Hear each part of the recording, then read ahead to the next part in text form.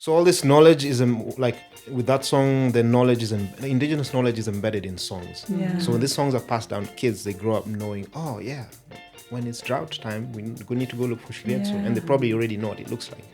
Amazing. So it's the passing down of this knowledge is what we really are interested in, and the preservation of our culture. Yeah. Worried, anxious group of people trying to move along. Maybe one day we'll get onto something. Until then, we say Salam and Hello, everyone. My name is Lily Bakala Piper, and thank you for joining us today. Before we jump into today's episode, we are getting close to the end of season 3. So I would love it if you would please share, like, subscribe to the show. As we start to wrap up, it is so important to us to hear from you and to connect. And by subscribing and sharing, it really, really helps the show. And if you want to take it a step further and be willing to give us a 5-star rating, that's right, 5 stars, not 4, not 3, 5, we would be so appreciative. All right. So with that, let me just say how delighted and excited I am for today's conversation. If you've been following the show for some time, you know that we have a big heart for the creative industry, both here in Kenya, but also broader in the diaspora and in the region. And we have had the very good fortune of having so many creative forces come on and talk to us about their work, from Manu Kahiu to the 2020 cast to actors like Arsema Thomas. It's just been such a joy to hear the voices from the ground, from the continent, reach the global stage. And so today's guests just fit right into that story. We here at the show are a family, essentially, and so many of us have kids. And we talk often about the stories that our kids are hearing and growing up with. You know that my kids are quite older, so I've reflected at times about what we did and didn't have when my kids were younger, when it came to stories that reflected our African heritage, our Ethiopian heritage, our Kenyan heritage. And today's guests are really filling an important gap in the storytelling landscape through animation, through music, through culture. And I'm just so glad that Sarah and Manu from the Uli and Tata African Nursery Rhymes family are with us today. If you haven't been hearing about Uli and Tata yet, you are behind, because our friends have been putting out their work and sharing it. There have been trailers and teasers out online that you can capture. And today you can hear a lot more about this beautiful world that they're creating. Uli and Tata's African Nursery Rhymes is an animation series that follows the adventures of siblings, Uli and Tata, as they set out on a quest to uncover East Africa's vanishing nursery rhymes. And I kind of think of East Africa's just beautiful cultural legacies, environmental landscapes, and so much more. The creative minds behind this project are, as I mentioned, Sarah, Mallia. Did I say it correctly? On the first try. Hey, look at me. Look at me. Sarah is the creative producer of the show. And we're also joined by Manu Akatasa, who is the photographer. Akatasa. It's all right. We can do it again. Akatsa. Akatasa. It's a But there's a T there. Yeah, it's actually Akasa. Aha. The T is silent in Luya, but it's just there for decoration. it's just there. Okay. Stand out. Akasa. Sawa. Who is the executive producer of the show. Sarah and Manu are not the entire team. There's many, many other people who take part in creating the Uli and Tata world. But these nursery rhymes are joyful, they're vibrant, the images are beautiful, they're also relatable and familiar to those of us who live here in Kenya. And we are just so glad to have them on today to talk about what it's been like creating this series, what their hopes are for its engagement both now and in the future, and how it even came to be in the first place. So Sarah and Manu, it's such a joy to have you with us today. Karibu sana. Thank you. Yeah. Wow. Listen, we might do multiple languages today already. We have the Luya, we have the Amharic, we have the English, we have the Swa. Let's see where this goes. So for those who don't yet know about the world of Uli and Tata, who would like to tell us a little bit about how this world came to be? Ooh, I think we all have our different versions. Okay, let's hear them kind of the both. same. I mean, we got our kids around the same time. Okay. I think our firstborns are about a month apart. Exactly a month. Okay. Exactly a month Okay, apart. you started at a very intimate level talking about your children. So let's give me a background to the two of you and your relationship then. How God. these are not your kids together. These No. are just two families with Yes. kids. Okay, Yes. so tell us a little bit about that. Maybe that will help us understand why it was You start necessary. because you knew both of us. Yeah. Okay. Before. So in the Beningingi. In the beginning. So Sarah and I go way back. And I think me and Chief, who's Sarah's partner and also one of the creators of Uli and Tata, go even way back. Wow. We used to work in an animation studio together.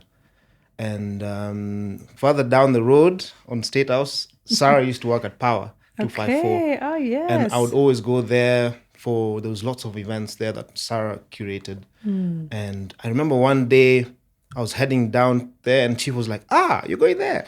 You should say hi to Sarah. I was like, You're like, who's Sarah? you mean Sarah Mallia? Yeah, how do you know her? Anyway, long story short, here we are now. Sarah and Chief have 2 beautiful kids. Okay. And our firstborns were actually the ones who inspired this show. And you know what it is like raising kids in this modern day.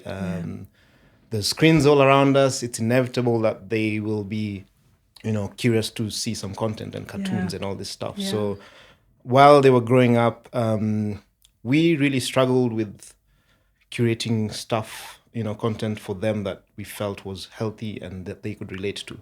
We were especially looking for content from Africa, East Africa, to be specific. But there was really not much. There was a lot of stuff there, but we were looking for songs we could play to them while we were working, because at some point it was during the pandemic and we were working from home. So, you always had an iPad lying around and you wanted to put something for them to watch while you were sending out While those you're emails. working, right? So I think that's where it started. Out of, a demand for content for our own very kids. Wow. And that's where the spark began. Yeah. I think we're content creators, right? So we also know what is good content and what is not very good content. And I just didn't want to listen to Baby Shark on repeat.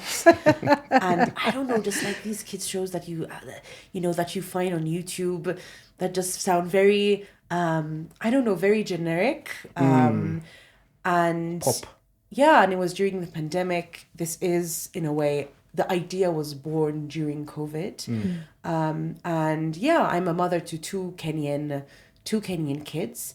And for me, it was extremely important that they had access to content that reflected their realities, right? Period. And I started doing some research and, kids' self-esteems and their self-worth and positive self-identity is, of course, linked to what they watch and what they read, especially in today's day and age. I'm originally from Malta, even though I've been here for half my life now. And I'm also from a very small island, and I didn't have access to games and TV shows and books that reflected my language and my reality. And I just wanted that for my kids. I wanted them to be proud Kenyans and proud Africans. And I'm like, how are they going to be that if the books and the TV that they're reading, the TV that we're watching has snow. Right, or Frozen is on every backpack. Yes, and most of goodness. the kids are blonde. And there has been a marked improvement recently. And there have been, for example, African characters, but there hasn't been a lot of content that is based here. Yeah, absolutely. And has our stories. Yeah, There's been Black Panther, but Black Panther is still based in the US, right? So we came across this beautiful animated series from Central and West Africa called Comtine Afrique, and it had beautifully produced music. I love music, right? And I love well-produced music. That's why I'm a little bit snobby. I'm like, I don't want to listen to Baby Shark.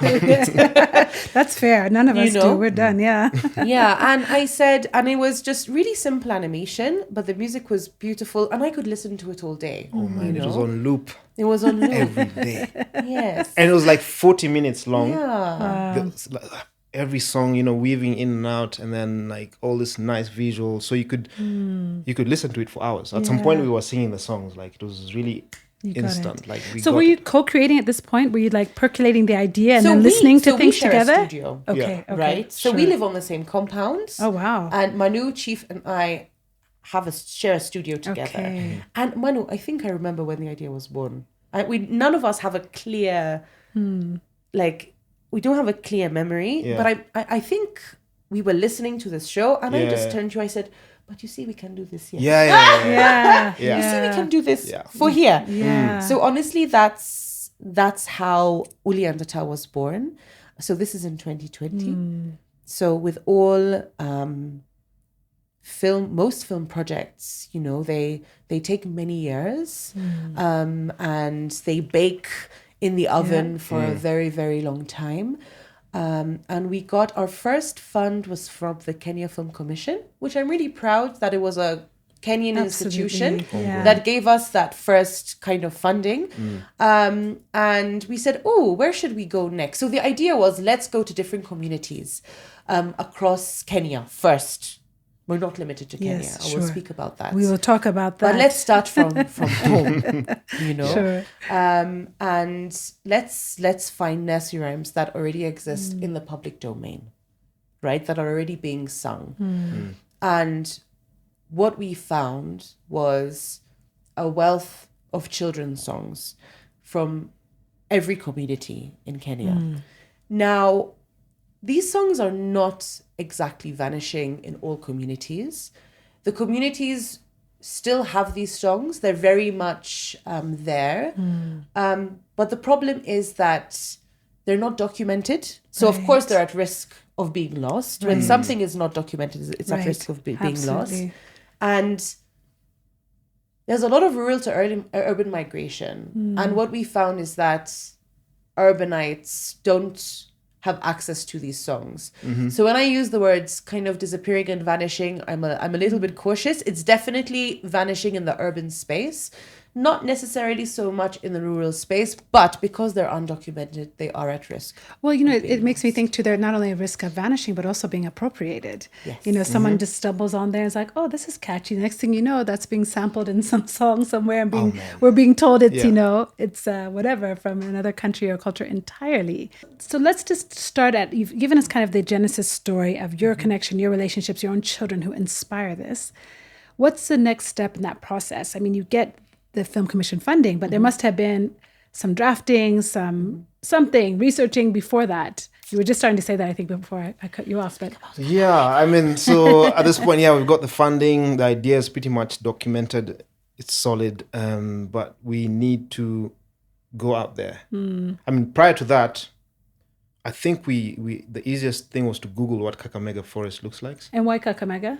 Because that's my ancestral home. That's where I'm from. That's where my grandmother is from. My grandfather, my whole family is from Kakamega. And they have very good music as well. And they have music, my God, the energy. We were like, we're starting there. We have to start strong. And Luya was a no-brainer. So we decided to go down to Kakamega. And we were hosted by my grandmother, my kuhu, who is, I think, almost 80 now. She's just turned 80, if I'm not wrong. And she goes to church religiously. So song is always a part of her. And so what she did is she invited 3 of her friends to come sing for us. And so we got the cameras out, the microphones prepped ready and everything. Amazing. And we told her what we're coming to do. We already had I think some artworks and everything. And we pressed record. Boop. And they started singing. Okay. Baby Jesus here. It was mostly religious songs. Sure. And we were a bit stumped, but we were like, okay, let's be patient. We've got all day here. We were like, that's beautiful, really nice singing. But we'd like to hear. You remember that song my mom used to sing me when she was putting me to sleep, those lullabies. And then they were like, oh yeah. So you could see them starting to remember, because it's not like they'd forgotten. It's just that they were kind of in the back of their minds. And we began peeling away at those layers, and eventually we got this song called Tsimbindi, which is the first song for the series. It's not. Is it the what's it called? The opening song. It's the opening song. Okay, about planting and going. Give me seed to That's plant. the one. And the dance. So this song was sung during the drought, when there was scarcity of food, and it's about this weed that's called shiretso that they used to eat, and it was the thing about us Africans and most humans, when you're facing adversity, music is one thing that gets you through that adversity. Absolutely. And songs, get created on the fly, and you don't want to you don't forget what we went through, and it's sort of like a way of overcoming. Absolutely. And so this song was a perfect fit for us because it spoke about this weed that was edible. And in fact, last time I went back when the episode was finished. I showed my grandmother, and I was like, "Is this shiretsu still around? Like, is this weed? Do you still eat?" Obviously, they don't eat it because now there's an abundance of food. Sure. But she was like, "Yeah, actually, let me go show you what it looks like." So this is the first time I actually saw it, and she took me to the garden, and she walked. She was looking for it. And eventually she found one and she plucked it and she showed me. And I was like, wow, it's really good to see that, it was a real thing. It's not just songs, but there were actually real songs about real things that got them through sudden, crisis. Absolutely. Yeah. It's amazing that tradition is also true in the Black American experience because songs of the civil rights movement back to songs from the Underground Railroad when people, enslaved persons were being told, you can escape tonight. It was through music. It was Wade in the Water, and people would hear that song. People were planting and hearing that song. They'd be like, okay, that means tonight we can escape. Music was a vehicle of liberation, and also comfort. And it's so central in the Black American experience. It's quite powerful to see that connection with our experience here in the continent as well. The roots were here all along. Yeah. So all this knowledge is with that song, the indigenous knowledge is embedded in songs. Yeah. So when these songs are passed down to kids, they grow up knowing, oh yeah, when it's drought time, we need to go look for shiretsu. And they probably already know what it looks like. Amazing. So it's the passing down of this knowledge is what we really are interested in, and the preservation of our culture. Yeah. We're going to dig deeper into that because that really is the heart of our conversation. But I'm curious, when you were showing it to your grandmother, in my mind, I'm thinking, what did your kids think? Because they were also your inspiration. So I'm curious to hear what the kids' reactions were to those They're first our biggest fans. episodes. Oh, yeah, awesome. So the first time we made this branded T-shirts first of all, Uli and Tata are actually their names. Oh, so the characters are actually based off them. Oh, wow. Their So- nicknames. Okay, Their yeah. nicknames. Okay. Uli is my daughter and Okay. Tata is It's my Okay. son. Yeah. It's what we call my mom. So I was like, wow, Tata. I was like, this name is really, So, I love it. Tata it's different in different languages. So Chief Nyamoya, who's the creative director and also my partner in life and work, is he's from Kisii. His ancestral home is Kisii, and Tata's father. Okay. So he's named. So my son's second name is Ratemo, and Ratemo's my late father-in-law. Okay. So we called him Tata because he had our father's name. Yeah, Yes. lovely. Yeah. Okay. Yeah. So you take this to Uli and Tata and others, and what's that reaction? They are like amazed. At first I could see it. They couldn't understand that they were in the show. But now every time, like every night, when I tell my daughter stories every night before I put her to sleep, and she's like, "Is this from Uli and Tata? Like, is this from our universe? Is this from my show? And I'm like, okay, good. Like, yes. I somehow weave the story into, like, I make it up and I weave it into the show somehow. And there's this particular T-shirt that we made these branded T-shirts, and she would go to bed with it every day. Oh, wow. Like, So even what? that's worth it. Yeah, like we nothing could else. immediately see the impact. Yeah. Even in school, because when they go to school in the morning, they usually sing for about 30 minutes. They call it good morning time. Yeah. So this song, they started singing it in school. The teacher. I want to speak a little bit about the importance of research and going to these communities, right? I've been told by a number of people, like, oh, you're spending too much money on research, and you spoke about did you speak about Google? So when before we got the seed funding from the Kenya Film Commission that took us to Kakamega Forest, right? We tried to develop some concept art. Okay. So we went on on Google and YouTube, like most kind of millennials do, right? And we tried to find pictures of Kakamega Forest. Because for us, Uli and Tata is about preserving nursery rhymes, but also celebrating like our cultural and natural heritage. We love nature, we're environmentalists, we're culturalists, so all of this is really important to us.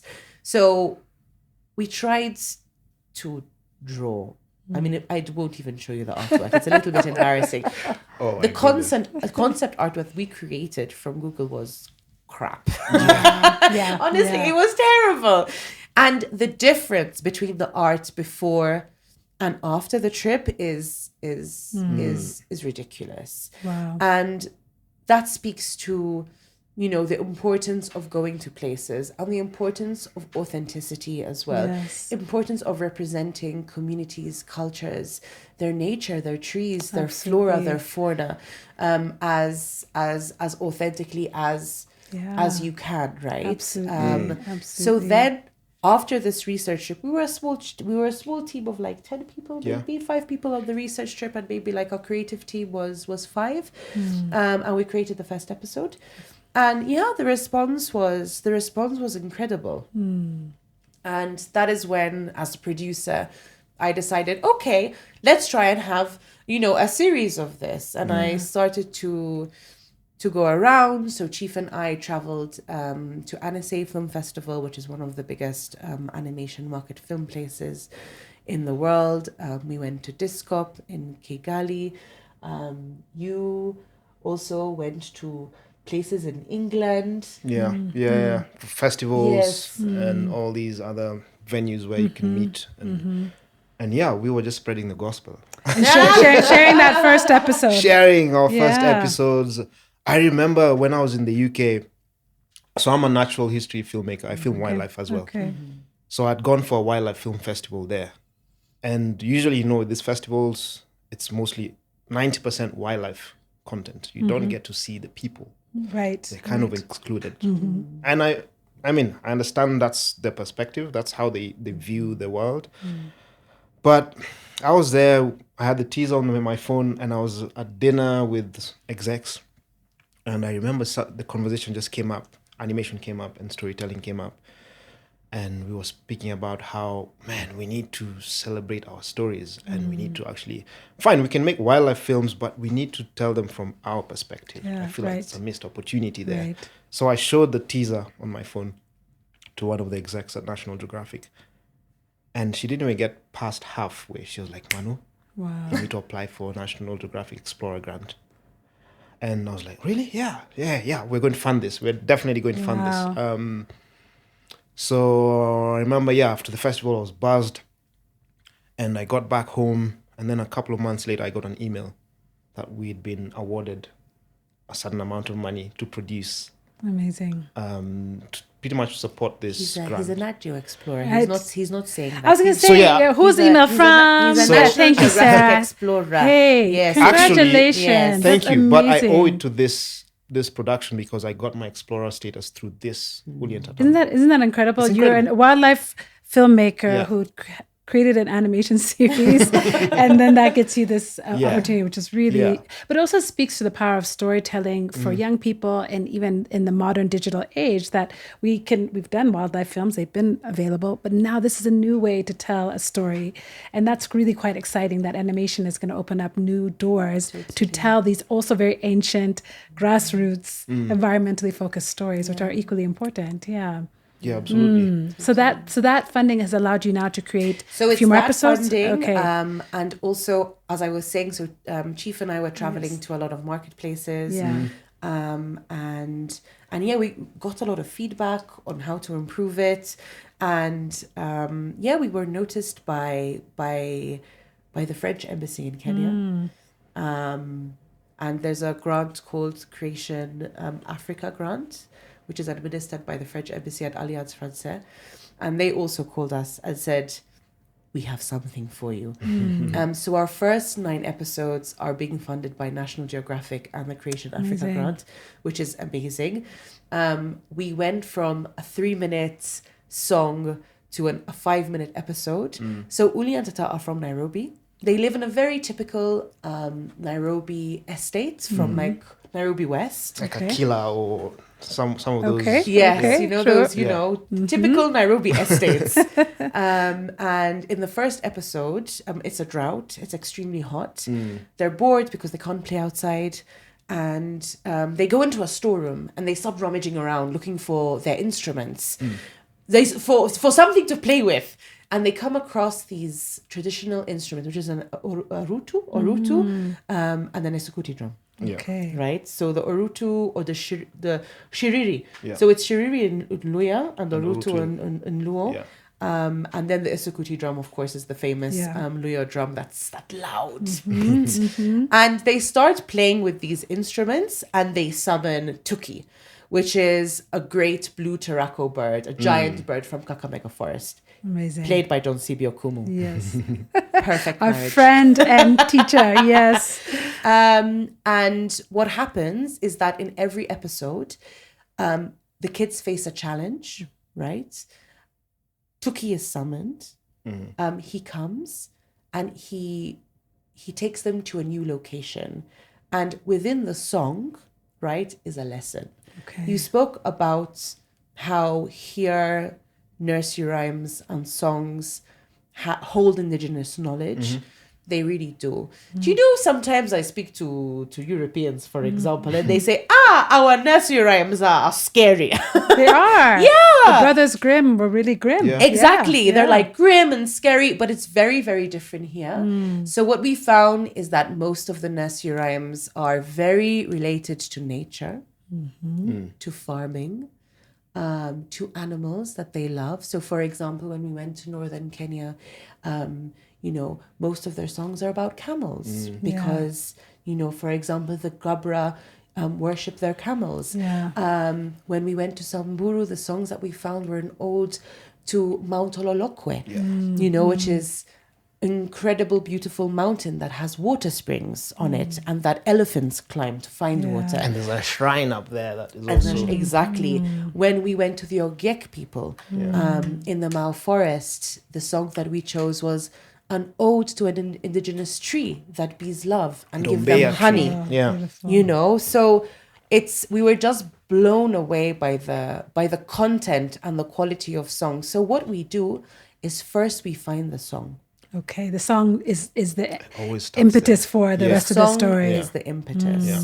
From the song, it goes to our script writers. Okay. And our script writers write the story, Beautiful. but it's always based on the song. So normally in animation you write scripts, Absolutely. but we do research. Then it's research, script, art department, production, post-production. Let me ask you, okay, for so many questions. I'm looking at my questions here. I'm like, I have so many other questions. First, are we going to have like an Uli and Tata concert at some point? I'm seeing like a December holiday concert where we get to experience all of this music live here. Yes, just say hope yes. so, yeah. Just say Yeah, yes. yeah. Okay, Yeah, Salam and Hello definitely. listeners. Let's all pitch in It's a for yes this for thing. me. Okay. Because I'm just curious, it's way more than just an animation series. This is you're creating a museum. It's like a living museum of music and images and history. So the potential for it then really feels limitless. I'm curious about your editorial process though, because if you're having research happening here, you must at some point have to make decisions, right? Like, no, we can't do this. Yes, we'll do this. Tell me what that looks like and feels like to you and who's behind that decision making. I think this is one of my favorite parts because on the research trips, usually it's the sound team, Okay. the music team, and it's audio and visual team. So we've got a crew of...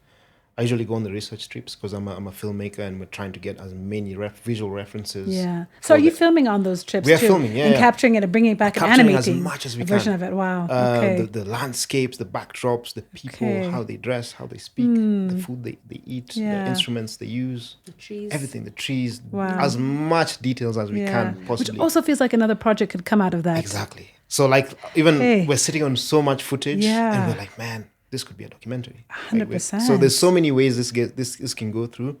But yeah, going back to the research. So we come back and we've got so much. But mostly we have songs, at least five. Okay. Five songs that we can now come back to. And what we usually do is we have a listening party. We'd like to invite you guys to the next I one. would love to come to that. And Please. usually by then I have my favorites. I'm like, yeah, that one has to be that one. Yeah. But it's usually a group decision and as democratic as it can be because everyone has different tastes and Sure. we usually debate on Yeah. which is the best song. So we have this listening party. The whole studio's there. We invite guests, and then we sort of put it to a vote. Wow. And you pick the song from And we those. pick the song that we want to start with. Okay. Usually we have like at Beautiful. least 2 or 3 that we Yeah. want to eventually do, but we usually start with one. Amazing. And then from there now we jump into the writing. So Mm-hmm. we already have an imagination.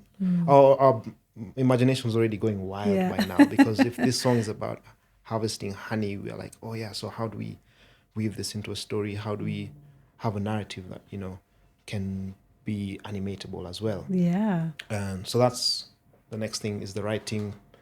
We have a writers team that does that. We get some scripts out. Then we sort of, again, people get to read them, and we're bouncing ideas back and forth. Is this possible? Sometimes, like when we began, we were like so ambitious, but it kind of, we have to Yeah. tame our ambition Yeah. a bit, because it trickles down to the animation as True. well. So we need to make sure that it's achievable Right. within, because we do have deadlines. She Yeah, can talk yeah, about that. We yeah. have a production schedule, and we need to make sure that that's being met. Right. So we kind of have to find like a happy middle ground where the story is powerful and entertaining enough, and also does justice to is authentic enough and credible, Absolutely. because we don't want to risk misinterpreting people's cultures, because those are sacred things. Like, That's sacred, and that's Yeah. significant. Yeah. So how do you safeguard those sacred We have moments? a server. First of all, we have a server. Very Okay. important. What do you mean by server? So a server, how do you're the tech person? it's What is just a server? a massive hard drive. Okay, okay, Yeah, hard drive. Okay, massive. so Network literally hard a drive, yeah. server. I thought there was Yeah, maybe Like okay, literally okay, a got server. it. Okay, So first of that I all, know. is Okay, keeping all this footage Sure. safe. right, Because data loss is a thing. right. Absolutely. So Manu made a very important decision after our first research trip, and that was to hire a data wrangler. Now, what is a data wrangler? A data wrangler is someone who ensures that all the footage and all the data that is being collected during the research trip is safely stored and logged Yeah. in a secure way and space, and that is our server. So which is so smart. important. Yeah. Because we, from the very beginning, our writer Melissa Waku told me, how are you condensing all of this in 5 minutes? Like, Right. it's so much. She's So like, much. and she's a children's book writer. And basically, we try and condense as much as we can in this 5 minutes. However, at the back of our minds, not at the back of our minds, very actively, we're very aware that this can grow into so many different forms of media. Yeah. There's theater performances, there's children's books, there's the documentary, there's a digital archive as well that people can actually access and hear these different songs. Learning tools, collaborations with educational institutions, Absolutely. museums. So this is why I always say it's more than an animation, it's a movement, Yeah. because it's a seed, like in the first episode they're planting seeds. It's a seed that can grow into so much, and that Absolutely. seed of course is the IP, it's the intellectual property, it's the songs, it's all of this. Absolutely. So that is definitely something that we're actively thinking about as we go along. I'm struck by the timeline from inception around COVID-ish times to now. It's only 2024. So I know that it's 4 years is a long time, but it's also not a long time, because I talk with authors who have been writing a book for like 10 years, before it gets to anyone's hands and they can read it. So in that process of these 4 years, and you've done so much between the researching, building a team, traveling, all those things, have there been challenges along the way that you kind of ever reconsidered this idea altogether and thought, is this going to work? There's always challenges. Thank you for that very honest answer. Always. Makes the rest of us creators feel better. Where do we begin? Challenges out in the field, challenges in the studio. Maybe you'll talk about the studio challenges, Yes, because I you spend can. more time in the studio than I do. Challenges in the field, definitely. Where should we begin? Data loss. No, let's start from the recording, actually. So every community has a different sort of, first of all, use different instruments. Some communities just use the vocals. Right. Some it's the vocals and the drums. Others it's the vocals, the drums, and like a string instrument. So every trip we really have to kind of do some preliminary research, and this is where Rashid comes in. He's our music coordinator and researcher. And he usually sends us like PDFs to read on about these communities and what instruments they because a lot of them are very well documented. So we get as much as we can prior to going out there, but still there's the challenge of recording them because there's no studios out there. So we kind of have to go with our own makeshift You're studio. stuck with like kind of, yeah. Yeah, we've got an amazing field recordist and sound engineer called Jiska from Burundi. He's amazing. He's amazing. Yeah. Because, you know, and some of these songs, you know how much effort, like we've told you how much effort and sweat it gets into, you know, once you've peeled away all those layers and getting that song finally, like you need to make sure it's recorded to the highest quality and fidelity. So we sometimes we get to the community and we're like, oh, we're already looking for a place where we can record it. If we identify one hut there and we're like, can we go record there? And we're like, no, that's the chief's hut. You can't record there. Maybe this one here. And then we go in and then this guy is clapping to see what the echo is like. And so there's all those things. We need to make sure we're doing this at the best quality possible. And then we get there and then he sets up the mics, everything. Then we start recording.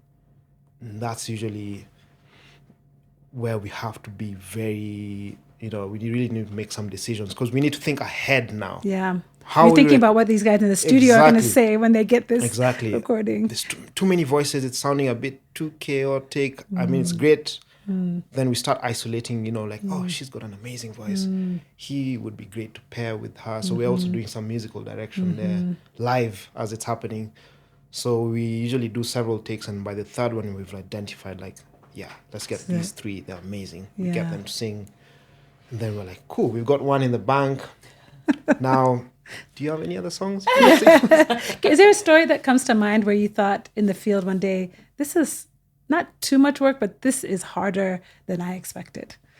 I mean, not really, because I have so much trust in our team. They're all ninjas, man. Everyone. I wish they could all come up here. Me too. I'm just impressed to hear you say that. That's quite an incredible testament to them. Yeah, and especially when you're starting out, people tend to want to hold on to their baby, their idea so much that sometimes that works against you and the product or your show, whatever, ends up suffering. But if you have trust in people who are actually good at their job and you let them do what they do, then, you know, there's that confidence. Has there ever been a community that just wasn't trusting you, just kind of looking at you sideways? That's a good question that you said. Trust is a big one.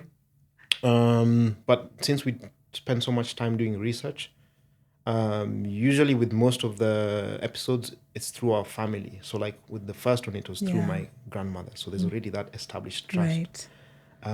But the recent one, which was the Hadzabe, who are a hunter-gatherer community in Tanzania, who are on the brink of extinction. I think there's less than... There's 500 who are actively living the lifestyle. Yeah, so they're on the brink of extinction. So they are well protected. But a good friend of mine called Jiga, who runs AfriSource, which is the African School of Storytelling, he's working on a documentary with them, and he's been building that trust for over 4 years. He even almost speaks the language, which has click sounds, by the way. Yeah. If you didn't know, there's actually a community in East Africa that speaks with click sounds. Wow. And so I helped him out on his documentary a couple of years ago. I just like volunteered. I was like, yeah, I want to go there. And so when we started this, I was like, man, we need to go and do an episode with the Hadzabe. So since he had already established that trust, we were like, hey, would you like to partner with us on this? Yeah. And he was like, yeah, no brainer. And so it was easy for us to go in there based on his relationship with them. Yeah. And he explained to us what we wanted to do, and it was like almost free flowing, you know. Amazing. Yeah. So without that, it would be almost impossible. It's just really interesting how a digital animated product relies on human relationship at the end of the day. So really, it's trust, it's relationship. It's actually all of the things that our cultures really have at the center of their values. This whole Ubuntu-ness, you know, that kind of seeps into everything. And whether it's a digital product or if it's, you know, a bank transaction, you need that trust. And I'm struck by how central that is to you actually being able to achieve your dream and your goal of producing this series. You mentioned language, and I do want to talk about the studio challenges because I know that's another world entirely. How have you managed language? Because I know you really want to be diverse, you want to be representative, you want to be inclusive. I mean, does your team just speak I mean, do you just all have friends everywhere? Does everyone speak Fixers. 7 or 6 languages? Fixers. Yeah, fixers. Yeah. Okay. Networks and fixers. Relationships again. We're back at relationships. Relationships. Yeah, amazing. I think every community that we go to. So first of all, shout out to our field producer on our research trips and music researcher, Rashid. He's a don. He's has a wealth of experience organizing music festivals and music gigs with Kenyan artists. Amazing. He's a musician himself as well, but also a social scientist. Okay. And he's incredible. He's an imze, so he carries, that Yeah. authority in a way. And yeah, he's just very sensitive and very aware that each culture needs its own care. So he spends a lot of time before the research trip researching, reaching out to people, who have worked within the music industry, because music comes from somewhere. Yeah. In Nairobi, we have a lot of different artists, right? But they were taught by someone in the village. Sure. Right. So who are these people in the villages who actively, play these instruments and produce the music and who know these songs? Yeah. So yeah, there's a lot of research that goes into it before, and then we go to these communities. Something else that's really interesting I'd like to mention is that our videographer once told me that, he's like, I'm used to going with these doing NGO films, asking people personal questions, doing, filming toilets and I don't know what, but now I'm going to elderly people and saying, do you remember these children's songs? Yeah. And it's joyful. Yeah. It's joyful for these elders themselves. It's joyful for the children. We're going and we're asking them something that they can share from their community with the world. And I think that makes it also it makes it much easier. Yeah. You're so right, because so much of the industry here has been beholden in some ways to the development community, and I used to work in that space, and I always found it very awkward that you get on the ground and you have to ask someone you've never met about their health habits or whatever it is, which is an intimate question to ask, but you're funding, they know you're funding, so they kind of have to answer, and this is a very different exchange. This is person to person, African to African, Kenyan to Kenyan. Even if I don't know your language, I'm not from your region, there is this very different kind of ask that you're making of these communities. I have a few more questions, and my producers are like, you've been talking a long time, by the way. But a couple of things I want to hit on.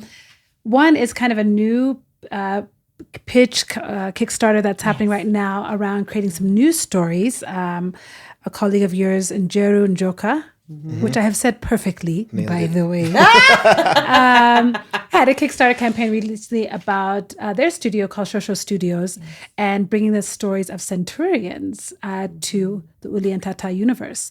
Tell us about that project, because I was fascinated by this idea and concept. Yeah. So Jerry is on our advisory board. He's also a good friend. He's the former CEO of Kugali. They are, I hope I don't misrepresent, but they are a Pan-African collective that make animation and comics. And I found out about them through Kickstarter, actually. Because they've been very successful in fundraising for I think they're based out of London, but all the founders and team are Africans in the diaspora and in Africa themselves. They're quite incredible. Look them up. So Jeru was also responsible for spearheading Iwaju, which is a Disney Kugali animated series that's based in Lagos. Absolutely amazing. I think it was launched like a couple of months ago and made huge waves. And yeah, he's our advisor, and he approached me and he's like, I want to fundraise for my community. I want to produce an episode in Embu. They have been collecting stories from their grandmother, who's 100 or Yeah, almost actually. 100. I think Is so. it I 100? saw it Yeah, yeah, online. yeah. It's- For the yeah. last 8 Amazing. years. And the idea is that, we go and we have a research trip in his home of Embu, and we learn the songs and the ancestral wisdom, the trees, the flora, what trees have power and can heal, and then make an episode from that. And it was really, really touching to me that people are like coming to us and say, I want to fundraise for Mike. And that's it's such an achievement for me. That people want people want to fundraise for their own communities. Yeah. The active agency, the willingness was very moving. It's really amazing. Oh, I love it. I feel like stories like that also will create a domino effect, and people be like, "Oh, this is possible. Let me get home. I'm thinking about just so even our own support our team here." Kickfunder campaign. Exactly. We will put it in the show notes so people can Wonderful. find it, and absolutely put it on our stories to make sure people can find and support the story. Because I was so moved also by this idea of a 100-year-old grandmother who has preserved these stories for her family, and now we're all going to benefit from her wisdom and her storytelling and her ideas. It's just such a powerful idea. So, things like this Kickstarter campaign. Also, recently you were recognized by your animation project, I should say, was selected for the 2024 Durban Film Mart. Oh, yes. Congratulations. Thank you. I believe in giving people their flowers. So congratulations for your project to be recognized by such a platform. And one of the organizers, the director of the Durban Film Art Institute, Magdalene Reddy, said something that I thought was really interesting, that the global demand for authentic African stories and animation is growing, that she sees there's a trend there. And so I'm curious, between Kickstarters like the one for Shosho Studios to, having this recognition, what does that tell you about your audiences and what they're looking for when it comes to animation, their kids, not just here in Kenya, but beyond? I mean, the demand is clearly there. There's people asking us every day, like, when is this coming out? Yeah, we're going to get to that too. We need to put that front and center. Yeah, so I think there's definitely, not even in Kenya, like globally, there's also Africans in diaspora who want to feel some sort of connection back home. And they are always like forgotten, because they're like, once you leave Africa or your homeland, you've gone and you've gone for greener pastures and whatnot. But like, yeah, there's a demand for it. I think the world needs indigenous knowledge right now, because there's a lot of problems we're facing that could be easily solved by going back to the way we, not necessarily just going back to, but like integrating indigenous knowledge. Thank you for that. Yeah. In the modern day living. Like 100%. You shouldn't forget that there's still elements that need to be integrated into how we're going to live and how we need to be living in order to have a sustained future. What else could you... I mean, I wish Chief was here to speak about this. I know he'll speak about it so eloquently, but he always says it's our generation that needs to do this, that needs to preserve our culture and natural heritage. There was such a shift in a matter of 100 years. Yes. Right? And what does he call it? It was almost an erasure, right? In some communities more than others. So if we don't do it, no one will. And I do feel like there is an awakening amongst a number of parents our age that are looking for this content. Yes. Some of our videos on Instagram have gone viral, and the response from all parents has been, this is incredible. From Kenyans being so moved by it, saying, yes, we need more of this. People from other countries saying, oh my God, I'm working on something similar. You should come here. Yeah. So we are starting in Kenya and Tanzania and East Africa, but we do want to go Africa-wide, because it's Uli and Tata's African nursery rhymes, and we're Pan-Africanists. Absolutely. So we feel that the whole continent should be covered. Absolutely. So yeah, I again, what people say, there has been like a push of, oh, don't be so authentic, going to Ogiek, people singing about indigenous trees, are people going to respond? I think they are. Yeah. I think they are. If we sung English songs and French nursery understood. rhymes for so long, why can't people also learn how to sing our songs or just enjoy our songs? Does Benna Boy speak in English? No, he does not. He does not. He really does not. So what is the option that things need to be in English? Things need to be in French. Like, we can also sing in our own languages. And I think people around the world will enjoy it. 100%. Yeah. You know, one of my questions was just around, you know, are you having to balance a global audience? Like when you're in that creation studio, you're in the film, you're in post-production, you know, are you thinking of the person in Canada who might be watching this, the kid in Nairobi, the grandmother in Tanzania? Are those people in the room with you, or are you just creating and being true to the story? You know, Manu and Chief made a pact. 2 years ago. Yeah. We sat down and we said, no matter what happens, no matter what is thrown at us, we are making this for our children. Number one, right? Our children have to watch this. Yeah. Well, this is going to make me tear up. And have to resonate with it. Because a lot of our content gets sold to Netflix or sold to Disney, and our kids don't watch it, right? Yeah. So we are making it for them. And our kids are global. The kids are from Nairobi. Nairobi is a global city. Yeah. So first, we're making it for our children, for children diaspora, and we feel that everybody else will follow. Yeah. And some of these issues are global issues. Yeah. If a song is talking about preserving trees, Yeah. everybody in a city knows what it's like not to have trees. You know, we were talking about rain, this Rain, Rain, Go Away song, and how it's so anti-African. Like, I mean, most of you, if you grew up in a city and it started raining, you had to either run to get shelter, or I remember growing up, we'd have to run out and get the clothes off the line. I used to enjoy that. Like, get the clothes off quickly. Yeah.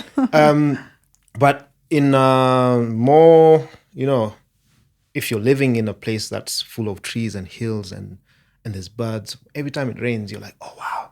Yeah. My plants are going to grow. I'm going to have food. The rivers are going to start flowing again. Like, you're thinking about all the life that's going to be sustained just from that single act of rain, water falling from the sky.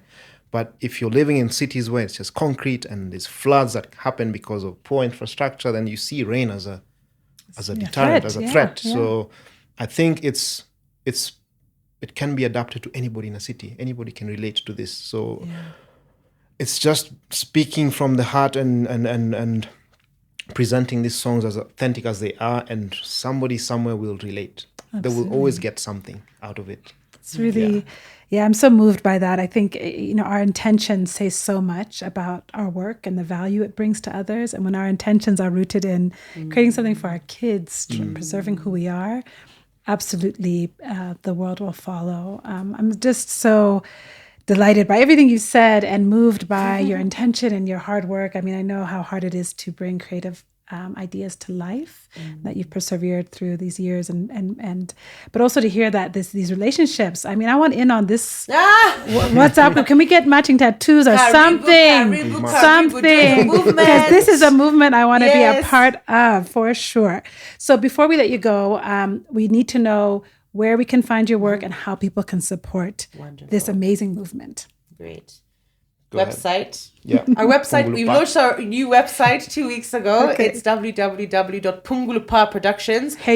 Spell that, my dear. Okay, so Pungulupa is the sound that Kenyans make when something falls. And Manu would always, whenever like something would fall. This is the most not easy to find website ever, though. Can I say Pungulupa? No, it's not Pungulupa. It's Pungulupa. So, okay. But I'm just saying why it's called Pungulupa Productions. It's a thing that like Kenyan parents say to their children when things fall. When sufurias are falling in the kitchen, or like when you fall down physically, it's like Pungulupa. I love it. There's a pa at the end, like exclamation. So it's P-U-N-G.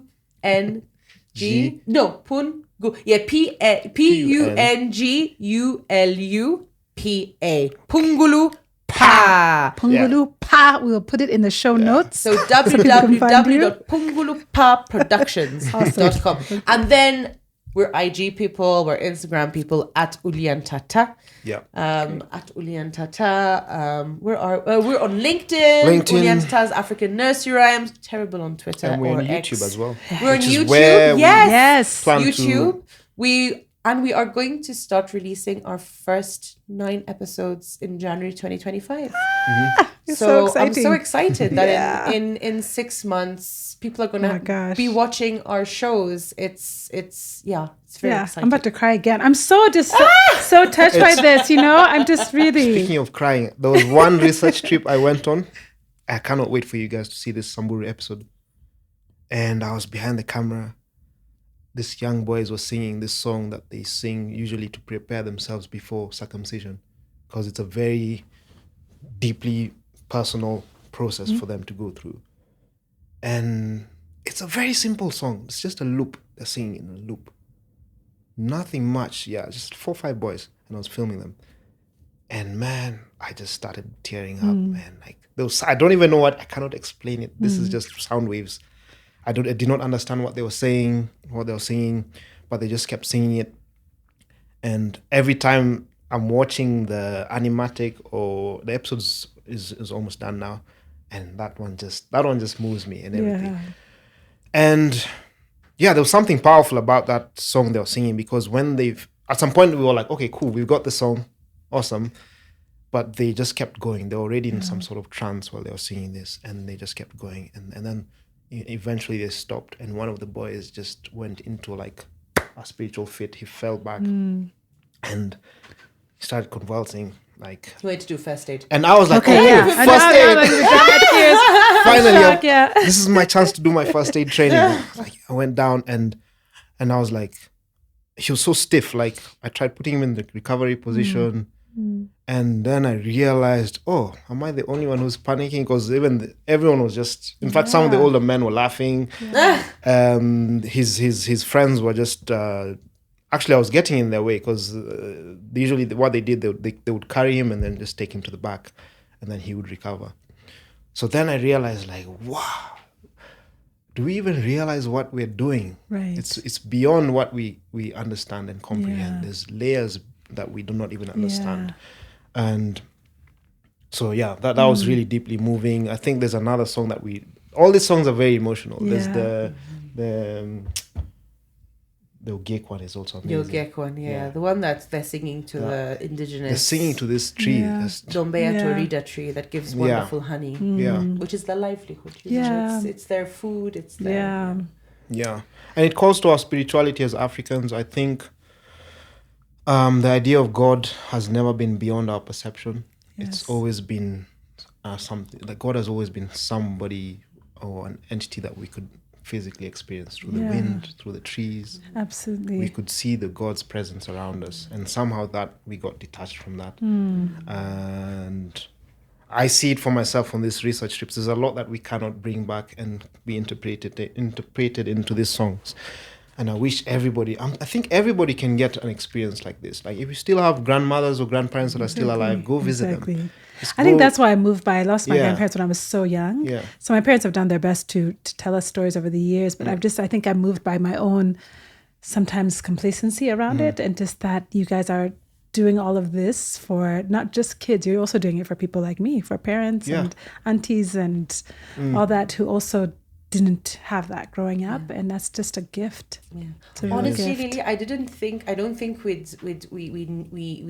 knew where we'd be today. And Elea Kasam, who emceed an event for us recently, and who's a very dear friend, also doing amazing things in the kids space, said, sometimes an idea chooses you. So you're just vehicles that are doing this thing, and it's going to be beyond you at some point.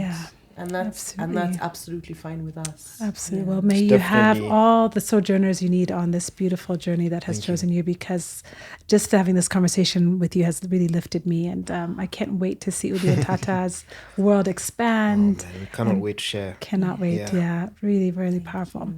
Well, we have these 2 questions that we like to end every episode with. I don't know, it's just fun for us to kind of end on a common theme. The first question is very simple and light. What's your favorite drink? Right now, it's lemon and ginger. Well, that was right on the top of your tongue.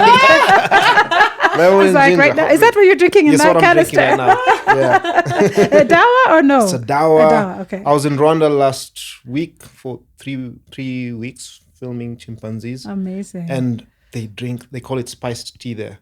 Okay. And I was just drinking it every day, because I was drinking that and other concoctions, because the crew that came in were all on anti-malarials. Oh, Lord. And I was like, I'm not taking any anti-malarial. I want to find out what herbs you guys drink, what herbs you drink when that tree in the forest that cures malaria. I want that. Yeah. So like, that's what I do. And I got into teas and herbal teas. So far, this is this is the one for me. Fantastic. Yeah. All right. I'm going to have to open that canister before you leave and I take am a whiff. addicted to coffee, and it's your Kahawa's ancestors' queen, fault. as we say, right? It is your Karibu. ancestors' fault. I'll I start never to drank say, coffee till I yeah. went to Ethiopia, and I was hooked. Are you I would be up serious? to 4 in the morning like this every night. I'm like, why can't I sleep? Why can't I sleep? It's all about timing, Sarah. That was it. I learned along the way.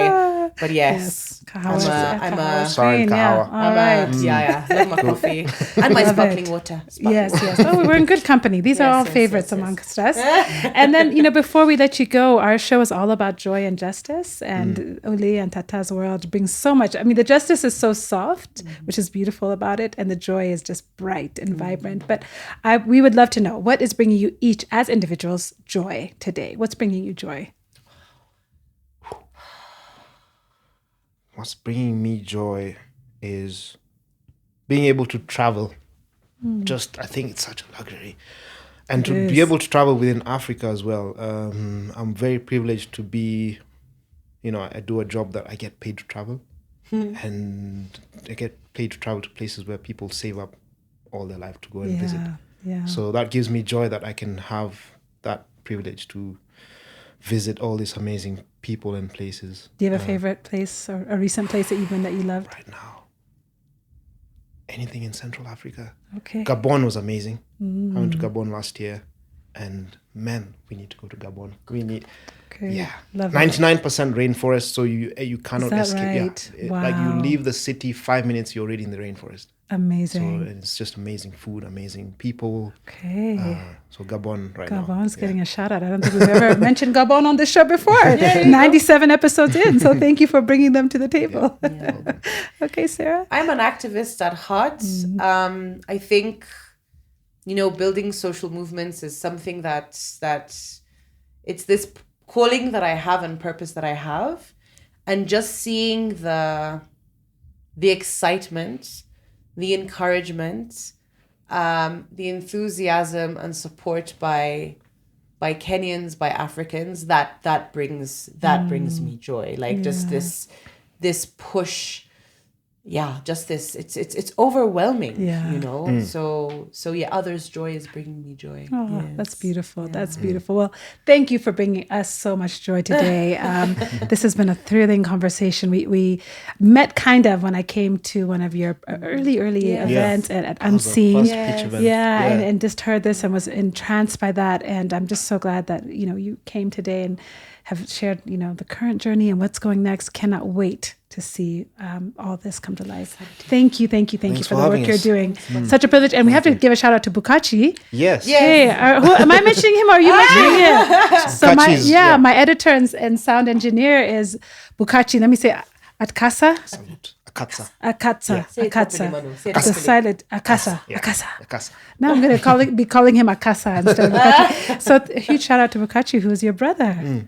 Beautiful Amazing, thing. yeah. You guys are hardworking Small world. creatives. Yeah. Amazing. Yeah, it is a small world. This is why relationships, like you were saying, this is why relationships matter. Because somebody is circle. somebody's brother, cousin, friend, something. Yeah. So anyway, huge shout out to them. So listeners, thank you for tuning in. If you have questions for our friends, let us know. Drop us a note in the comments. Share the episode. Like, subscribe, follow their work, engage with it, support them. This is something where when they rise, we all rise with them. So join the movement. And we'll see you next week.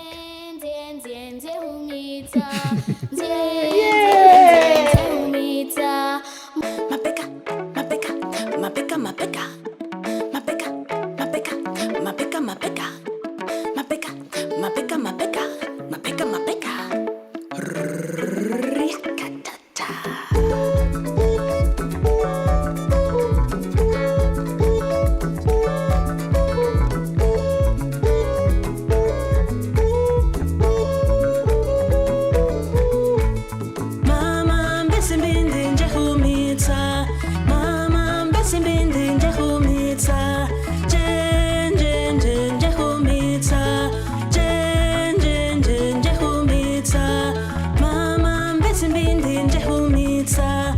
Mama, mbesi mbindi nje